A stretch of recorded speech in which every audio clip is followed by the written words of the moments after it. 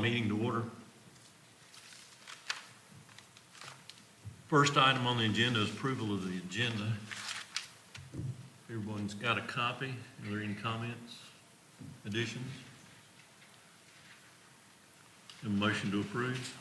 So moved. Is there a second? Second. All in favor? Aye. Any opposed? So moved. Approval of the minutes. Y'all had a chance to take a look at that. Any corrections or additions?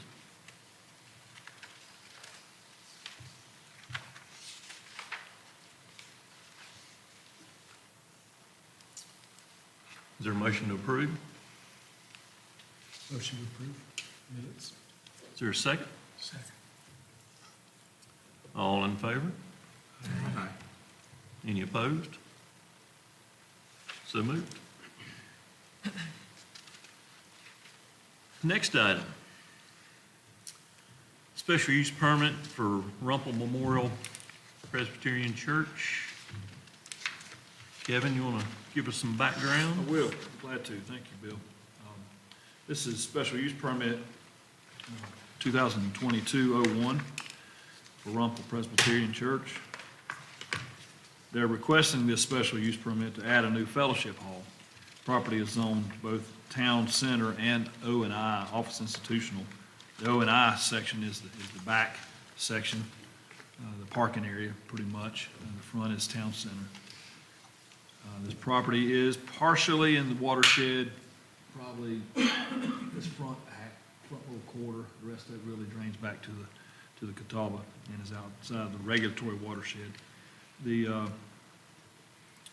This new fellowship hall and repurposing other areas of the existing church facilities is the plan, and move some things around on the site. The new entryways and proposed relocating the playground.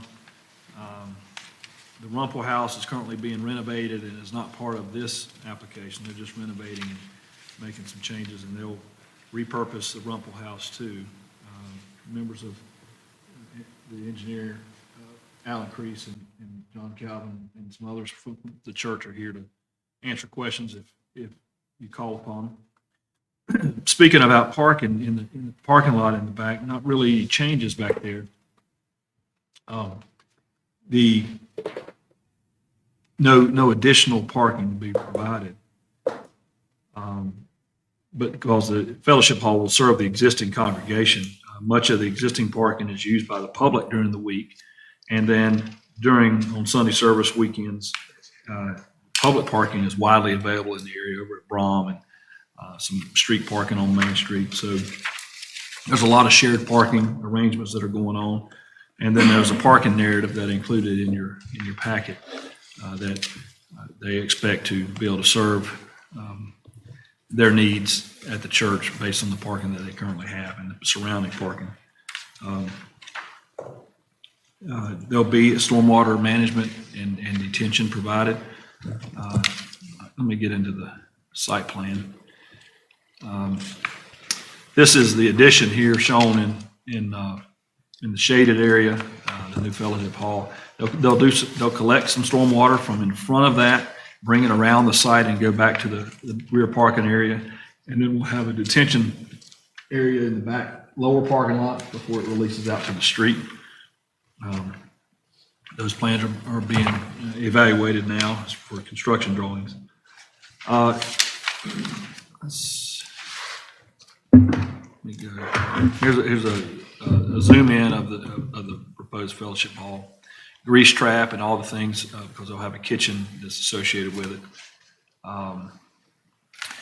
They'll increase some of the buffering along the north property line with Town Tavern. There's a pretty good hedge there now, and they're going to just augment and insert some bushes to provide a little bit more screening. That's just details. Go to the presentation, and it will show current views and then a graphic view that will show the proposed fellowship hall and connections. So this is from from Main Street looking through. This is the finished view of it. This is from the back lower parking lot. And then this is the improvements there. With a new entryway for the main structure and then another entryway into the Keys Chapel, is that right? Okay. This is from the upper parking lot. This building's been removed, right? Not yet, but it's planned. Okay. And then this is the view, and it ties into the existing roof that's there now. Another view and showing that entryway. And then kind of an over top view. The playground will be moved, kind of squeezed down and put in between the Rumpel House and the new Fellowship Hall area there. And then another view as well.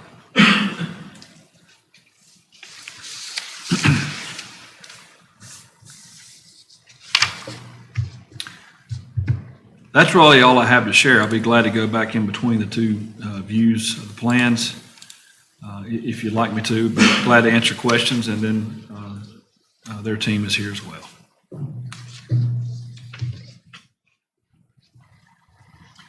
Any comments from the applicant? We'd be happy to answer any questions we have. Just to introduce, I'm Alan Crease here from Municipal Engineering, who's doing the site work. This is Jay Maddox from ADW Architects, who specializes in churches from Charlotte. I'm John Calvin, I'm chairman of the building committee, and this is, what do you do? This is Billy Worship, who is the elder liaison. He keeps telling me he has my back.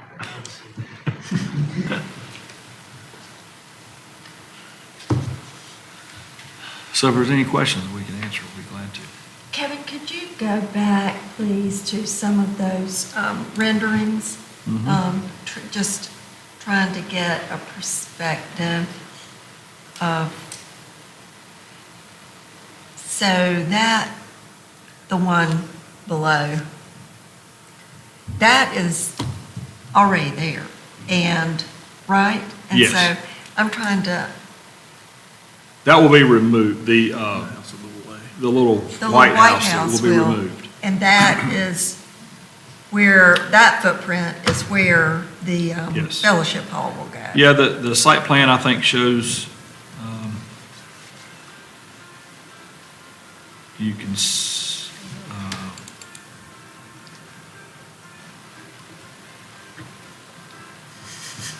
right here is the little White House now. Rumpel House up here, and then here's the White House will be removed, Okay, demoed. okay. And then, So in between, or kind That's- of behind the Rumpel House is where the Fellowship Hall will be. yes, be directly behind it.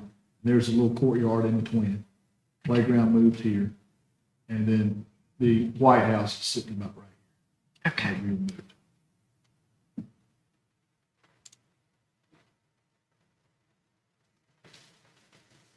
Blends in well with the existing structure.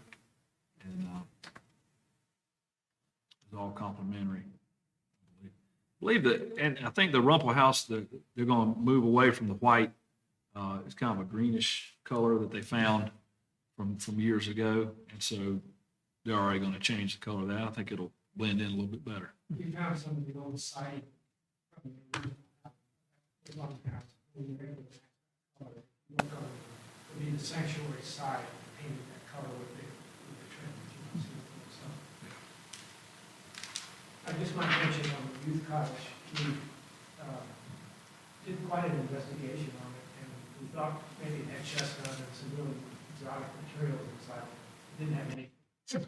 It really, other than falling down, didn't have any. It was built much later.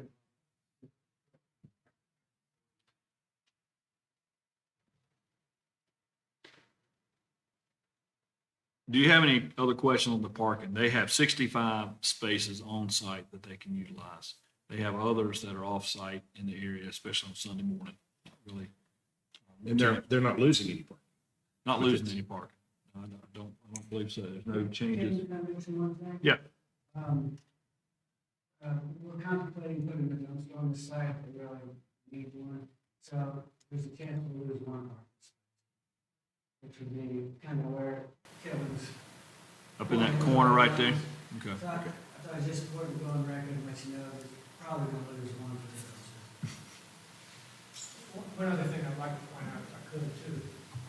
Everybody that parks there during the week now walks between Sanctuary and Rumpel House. And we thought, well, the new building is going to up right up against and have to disappear. So Kevin, if you could show, we put a walk going out to Main Street to facilitate that so that you can still get to the parking lot. You still get the town tavern too. I know that's important. I park back there quite frequently. Yeah. There's more traffic than you realize it goes through there. Lots used for now is town tavern. Actually, there's a cut through the bushes that we're probably going to have to close on.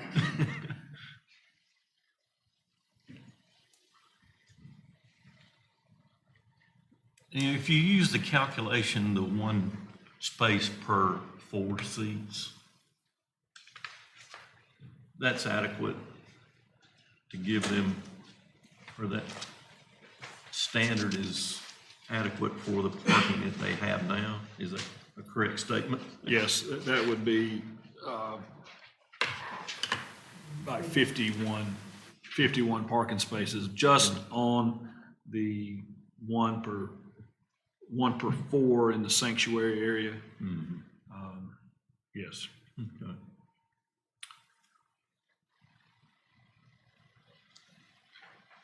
So As you're I looking for a understand- recommendation to go to council on the permit with the waiver. That's on right. the parking. Yes. Bill, I've told Kevin, but before we vote, just, I don't think it's going to influence my vote, but I am a member of Rumble. Part of all this. I told him, I believe that that's okay, but you know, you're gonna cover membership, but if he was a member of staff or worked there in some capacity, And it a may be a financial little, interest. it may be a little different, yes. It is.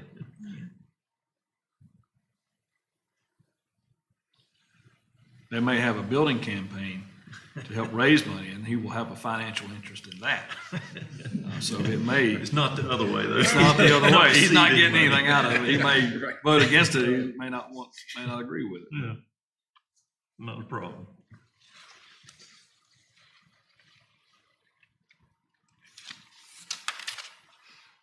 Any other comments?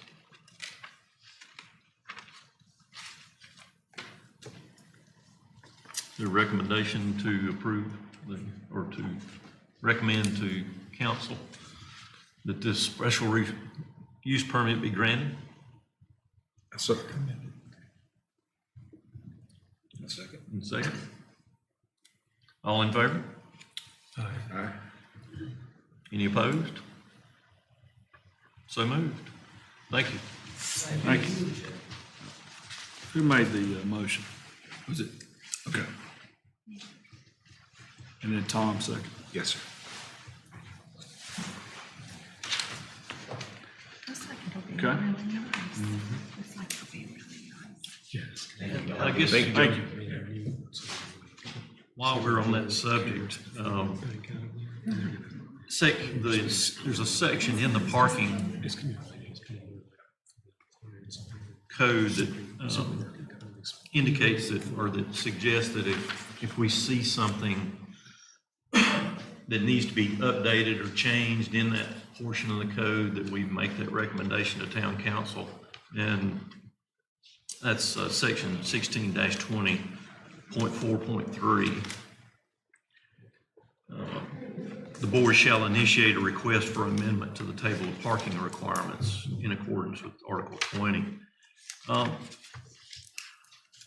That's one thing that I would like for us to maybe consider, is in that table of parking, there's a double standard there where you have one space per 4 seats, and then it adds on to that by saying that you need one space for 200 square feet of gross building floor area.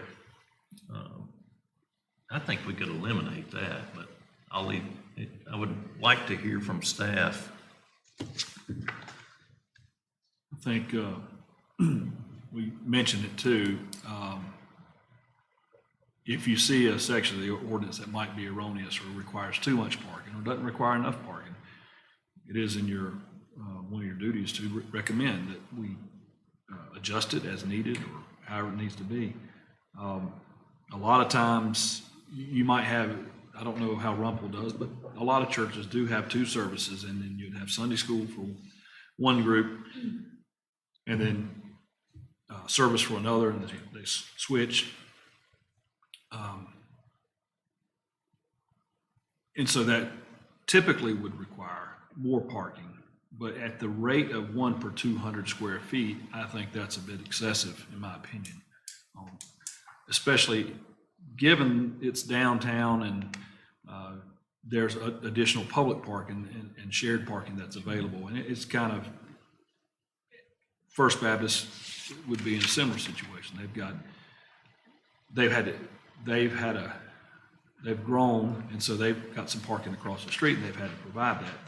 They've had a need, and if the need arises, a lot of places are going to say, we need to provide parking in this area immediately around the church so we can have that.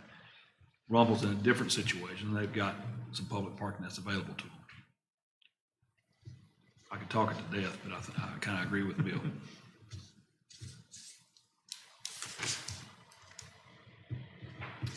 Brian, any comments?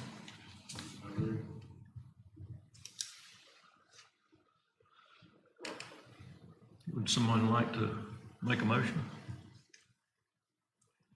to amend that section of the ordinance, delete the 200 square foot parking requirement? I'll make that motion. Is there a second? One second. All in favor? Any opposed? So moved.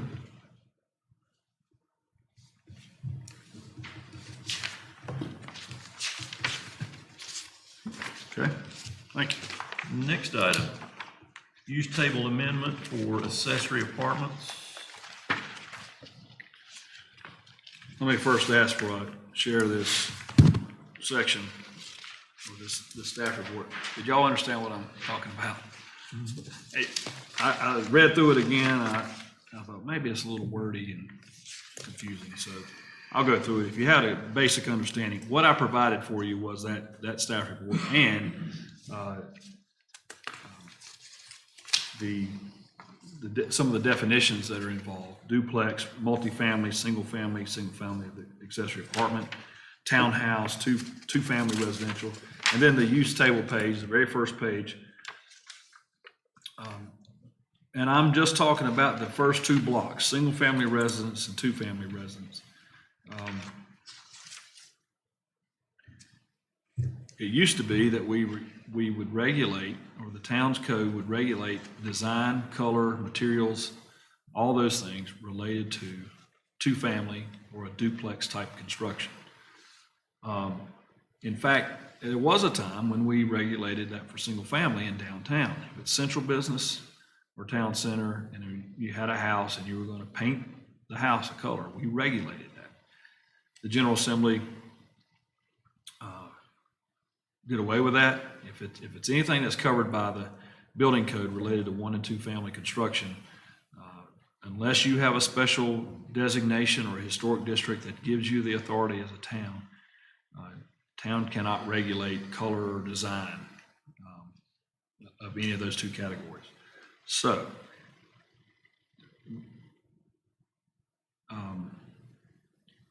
my suggestion is that in these categories, especially in the downtown area, if you look at the first page, it's not in color, but the one you received earlier was. The areas it shows where single family with accessory apartment is allowed by a zoning permit in RA out on Green Hill, R10S, R10D, R10M, R6S, R6M, central business, town center, general business, O&I, and HMC, all those zoning districts.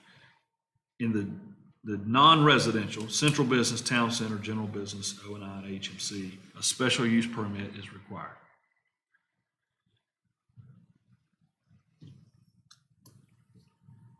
I don't know why it's in there. I don't think that it should be. I think a simple zoning permit for a house with accessory apartment in all those zoning districts. Not R15, of course, and not the MH, or MH, which is multifamily. Mobile home. And not to extend it as a permissible use in the other two, Parks and Green Space or HSG. I don't recommend that. Just take the S's and make those Z's. I think we can handle that. Stormwater detention, landscaping, those do not apply to single family with accessory apartment. Now, to go a step further, where a duplex is allowed, in the zoning districts where they are allowed, all but HMC, the hospital medical complex, we have a zoning district up on Chestnut. All of those require a special use permit for a duplex. Now, landscaping, parking, stormwater detention, all those regulations are required for duplex construction. It's my opinion that those should be zoning permit. If you'll go up Chestnut on the right-hand side where the hospital was, that was approved by conditional zoning. That's multi-family condos, and that should be done with a full-on conditional zoning or special use permit. I don't argue that. That's the process. It's a major development. Across the street, they divided that into 3 lots, and they built it was HMC zoning, and they built 1 duplex or 1 2-unit townhomes on each lot. And we did that in-house because that's required a zoning permit. They had to do stormwater detention, they had to do landscaping, and all the land use code applied. We did not regulate the design of the buildings because we couldn't. But I think they turned out pretty nice, and I think they're all sold, and they turned out to be a pretty good project. That being said, I think at least the duplex line of permitted uses should be zoning permits in those districts as well.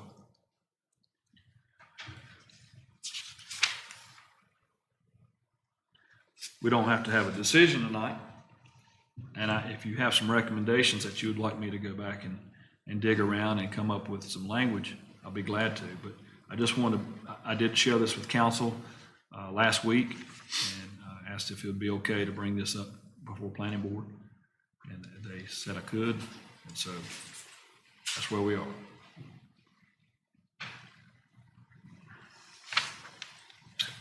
In terms of, I recognize there's definitions, but in terms of the single-family residence with accessory apartment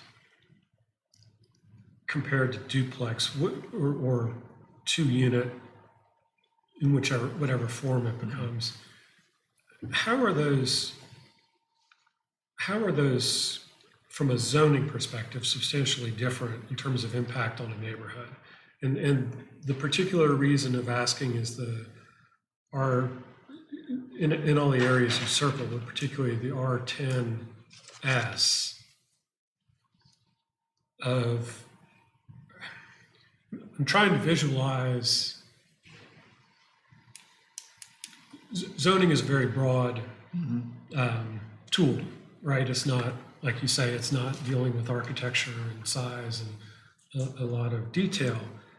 And I'm trying to visualize people that are living in an R10S, with the S being single family, the potential impacts of one or more neighbors adding an accessory apartment. Right. Do you have, I'm trying to visualize that. So my question then, to restate the beginning part, was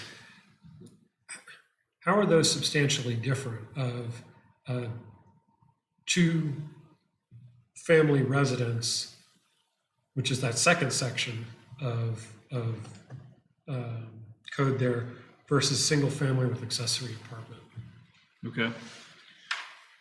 Well, in the definition, you can see that you're going to have a principal use of a single-family residence, but in which maybe over the garage or in the basement or somewhere, you have a second dwelling unit that is limited in its scope, limited in its size, that is not greater than 25% of the gross floor area of everything else, and not more than 750 square feet. So it's subservient to the principal use. We have those in R15. They have been existing for a long time, grandfathered in. And in those cases, it makes a nice place for, and I'm not suggesting that be in R15. I have before, and it was, no, not gonna do it, okay. So I'm not suggesting that, but it does give a place for, you may have live-in help, you may have someone, family wants to stay with you and you don't want them in your house, y'all stay over here in the garage. And they work out really good. A duplex they can be equal in size. There's no criteria as far as how big each one has to be. There's not a relationship between the two. They can be up and down. They can be side by side, and they can again be very much like an accessory apartment. But if a duplex was allowed, that they may not be equal in size, but they may not fit the accessory apartment criteria. You can say, okay, it can be 800 square feet and the other house is 1,000, or the main unit. Right. In R10, a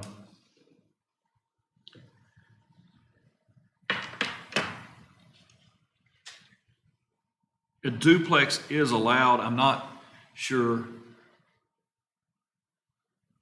It's allowed with a special use permit, but I'm not sure what additional requirements outside of what the code already requires that you could impose on through the special use permit process. I'm not sure what condition you could apply outside of the existing code that would give you need to go through the special use process. I think it's cumbersome to have to go through that process just to build a duplex in an area that's already allowed. Yeah, and I think your argument is particularly strong in R10D because D, as I understood it, was for duplex. Right. If the board, it's not allowed in R10S, the duplex is not. Right. Accessory apartment is. And I would not recommend that duplex be allowed in an area that's not. But in R10D, yes, R10M, multifamily is allowed there. The 10 meaning a larger lot size, minimum requirement is 10,000 square feet. If it's R6, it's 6,000 square foot minimum. And then there's over top of that additional residential controls based on density. If it's in the watershed,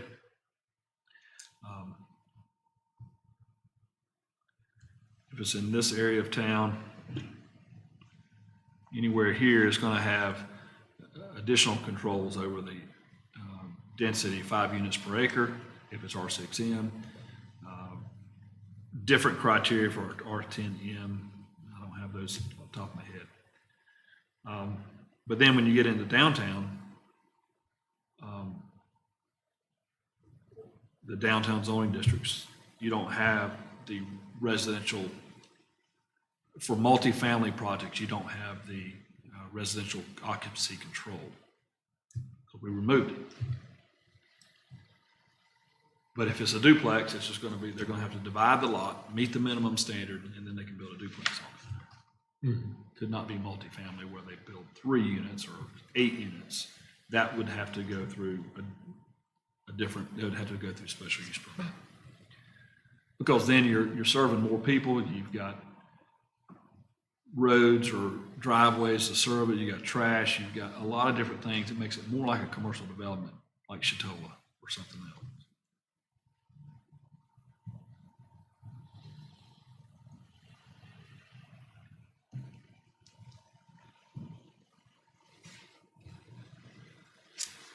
Am I making sense? Okay.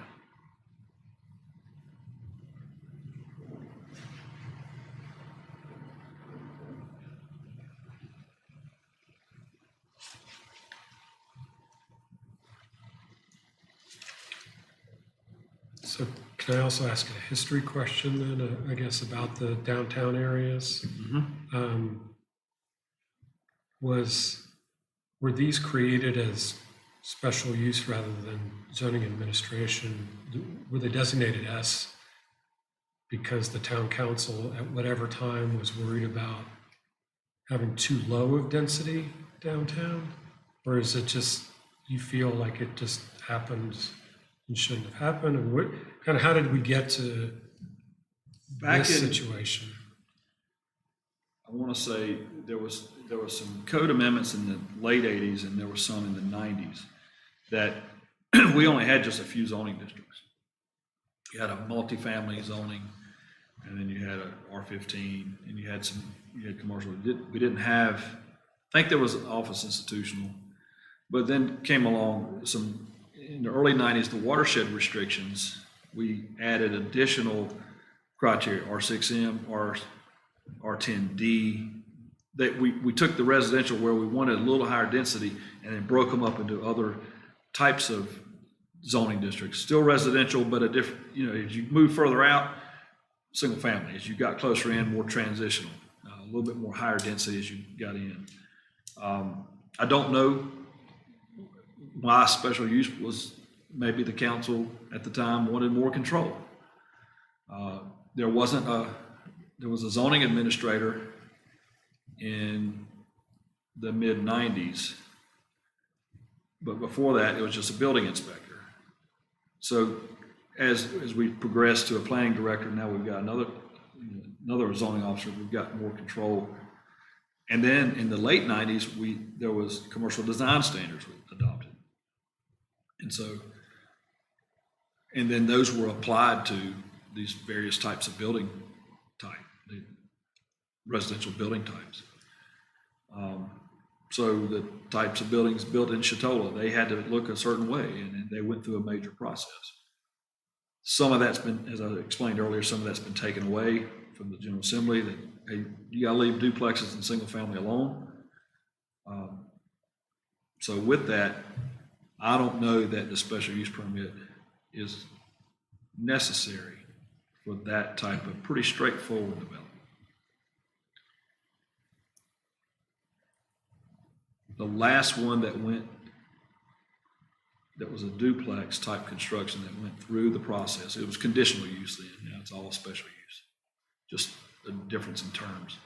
It was on Ransom Street. He built it was R6M, and split the lot into two and built 2 units on each one. And went through the process, but also met the criteria. That's the last one I can remember. There's always been an element of control from the elected officials and the appointed boards. We want to be in control of how the town develops, and mainly in the density and the look. What do these structures look like? I don't think you find people just throwing up whatever. It's expensive property. We're going to make an investment. We're not just throwing up apartment buildings. It's not Boone. We don't have that situation going on here. Again, if it's anything more than duplex, code requires architectural review.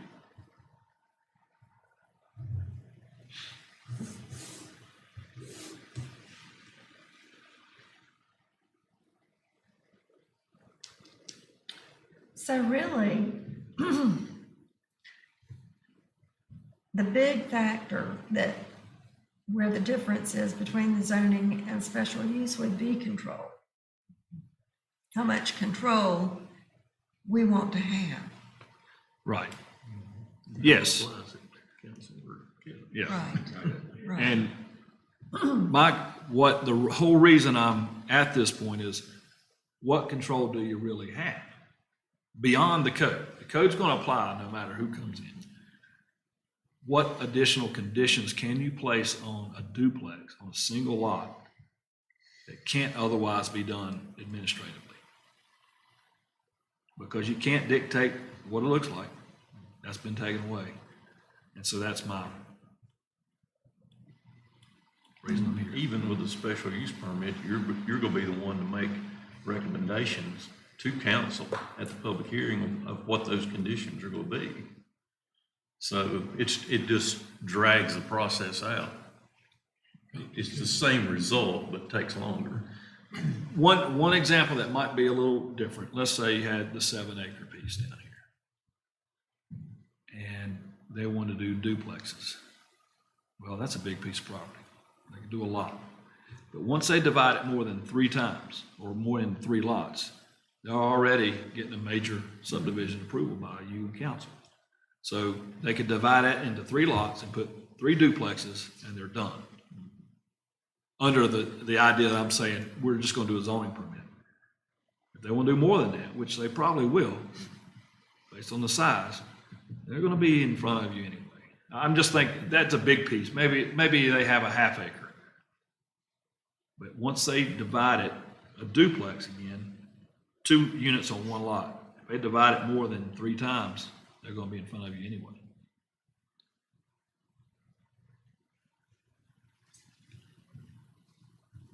You know, my thought is perception from the property owners is there's been so much construction and new construction, and there is this fear of it getting to a point where, what's that gonna be? And it's already underway. And I think the more control is a better thing for the town, for the boards, and for the community to have just a little bit more control over what happens.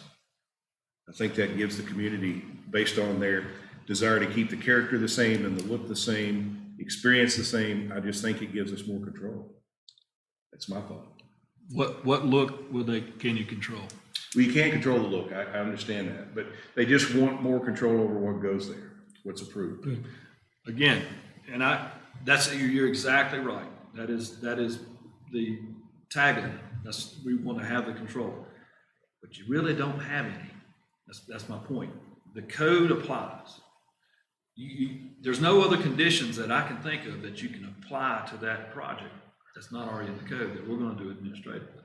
Now, I'm not going to go out there and light a torch and picket this thing. I'm just saying the control that the community thinks they have, they really don't have.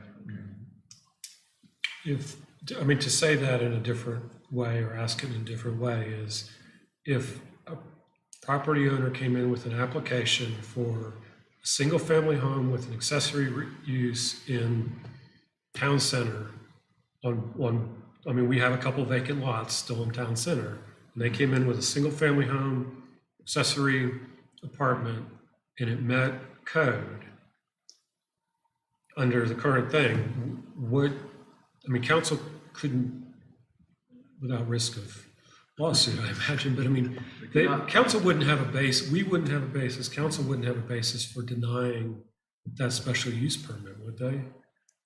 No, unless a neighbor with a lot of money hired attorneys to fight and dig and find a reason why that simple project could not be approved. Meeting those 4 findings of fact on the approval of a special use permit, they've got to approve that project. If it meets code, which is where you started with all of this. Right. If it switches to the zoning administration, if they meet code, great. If they don't meet code, though, it ends up back here, right? If, let's say it was a zoning permit and they applied and there's 2 paths, okay? I deny it. I make up something. So you just don't meet the code. And they appeal it. If they appeal, they go to Board of Adjustment. If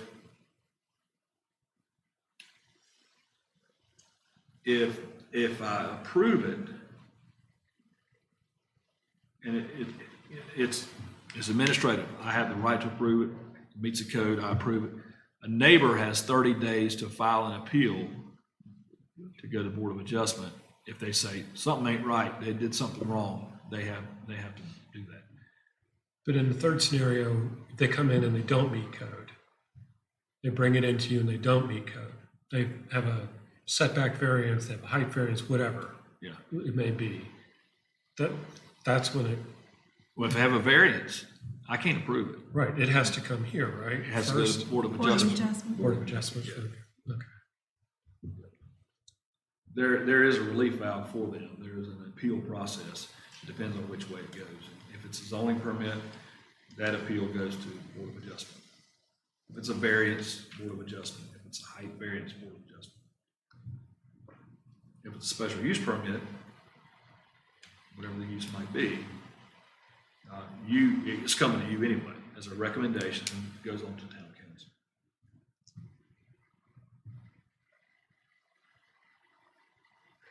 I'll tell you, the last one we approved in downtown, based on what they were doing, and looked at the code and said, we're supposed to require a special use permit. Jim Thurtle built one down on Morse, Sunset. He's got a house, he got a little accessory apartment behind it. And we approved it administratively. You know, I think we had no variances, and he built it according to the code.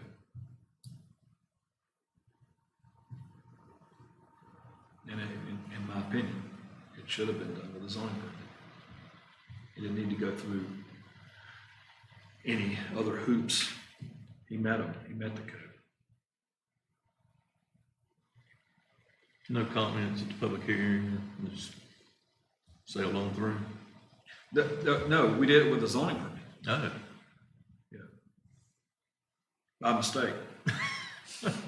Honest mistake. I looked at it later, I said, oops. Because if you look at the places where it's allowed in R10, RA, R10D, all these other zoning districts, you can do one with a zoning permit. And I looked down at it after somebody asked me something. I said, you know what? It's supposed to require a special use permit. So A lot of old zoning ordinances anyway allowed residential and commercial and industrial zoning districts. So it was Sure. just- it was that pyramid. Right. Flowed down and it's just the way it was. we can do some more work on it. You just give me a direction what you'd like me to do. This is just introductory tonight. Well, the way you explain it, Kevin, we're kind of thinking, why is there a special use permit required on these? Especially now that you have professional staff to administer that ordinance. I could see when we were just using the building inspector, Right. where town council would have to, or would feel the need to regulate it. And a lot of that was before commercial design standards, which kind of set us apart, I think. Boone has just developed theirs over the last 10 years, and they're not as strict as we are as far as colors and all that. But we are concerned about what our town looks like. This is our downtown especially is our calling card. It's why people come, and we're concerned about how it develops. And there's not going to be a lot of single family with accessory apartment in downtown. Not for the price that the property's going to be.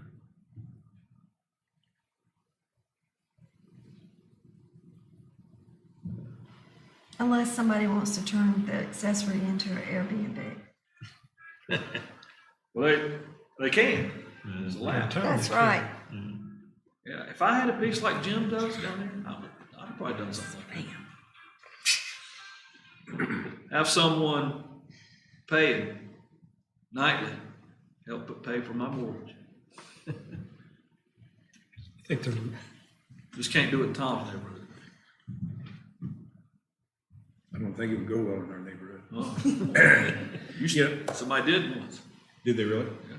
Well, there are people that rent out their basements. I know at least one example of that. Yeah. Two, actually, right around me.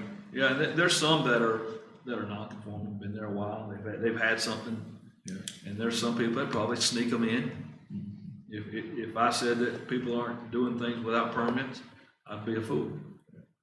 We have, But we catch most of them, but. we have college students living in one, and then we have, I don't know who he is, but he comes and he works and he comes and goes every day, living in another in the basement. And they may not have a full dwelling in it. It may just be a bedroom and a bath, and they figure out a way to eat. Maybe room or two or eat whatever. with the family. I don't know.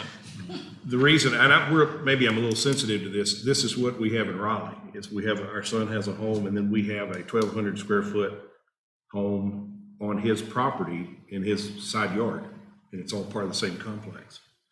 And when we got ready to remodel it, we went through an enormous process with Raleigh to get it approved. And we didn't change the footprint, we just wanted to remodel it, and it was a nightmare.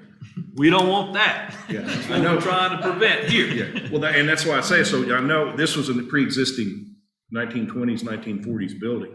But, you know, when I think about that, when I think about Blowing Rock, that comes to mind. Because you don't want that to happen here, where people start building a detached garage and renting out the, you know, apartment above it or whatever. In the zoning district that you don't want that. Right. Like Mayview or over there, in the red R15, you don't want that. There are some that are there, and they can keep those. Y'all tell me what you want to do. I have to get on the road here in a second. Anyone feel comfortable? And you can just, look, you know, I'd make a decision, like, you just think on it a little while. And email me back and say, hey, why don't we look at this? I want to do a little research. I mean, I've been, There's no harm in eliminating the special use permit. Why wouldn't you do it? Just to have it simpler and easier to use. I don't think there is. And Brian and I have talked about it. I can't see the downside to change it. We got one person in this room that's not part of us. I don't, that's why. He's over here in the back. Just What do you have to think, Doug? about it. Put him on the hot seat. What do you think, Doug? I like giving them the option.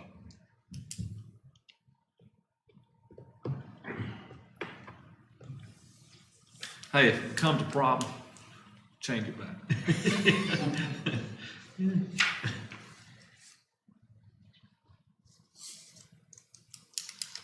So if I got this right, you want to change the special use permit to zoning. Yes. Now, we don't really get to do it, we get to suggest it to the council It's a recommendation. as a recommendation. I'm for it. Throw the ball in their court. Put that in form of a motion. Call it a motion, yeah. I'll call it a second. Cool. All in favor? Aye. Any opposed? There you go, dude. All right. I'll show you one thing. I can get down there. I'll show you one thing that we do. Y'all know how long we worked on short-term rentals? And I don't want to talk about it the rest of this year. But I will show you this. We had a little button, short-term rental information. Excellent. And on that, there's some links, the zoning map. It Great. just shows the area. We did expand it where it wasn't quite right over in Chatoa. And then FAQs. I don't like that. I wish it'd come in another window. It comes up as a separate file. We'll tweak with that. The one thing that Doug recommended is that we go to 1 hour instead of 2 for the person responsible. So nothing else changed with the FAQs. And then there's also information for occupancy tax, and it's in one place. Somebody could go find it. That's I could fine. leave it I like like that. it should come up on your phone Excellent. too. Excellent. Yeah. I appreciate y'all's help. Commend the staff for that. Does the FAQ link just need to be converted to a PDF? I think, Because it's opening in a Word document. so Yeah. maybe we just need to- I clicked it 5 times. I was like, where is it? And I looked down the bottom there, it came across through there. Downloads. Yeah, Yeah. So I appreciate y'all's help That's a on good that. one. It worked. sure. That looks good. It just needs to be white, because I don't want it to print out and be a black sheet of paper with white letters on it. That'll be tough. Empty an entire ink carton.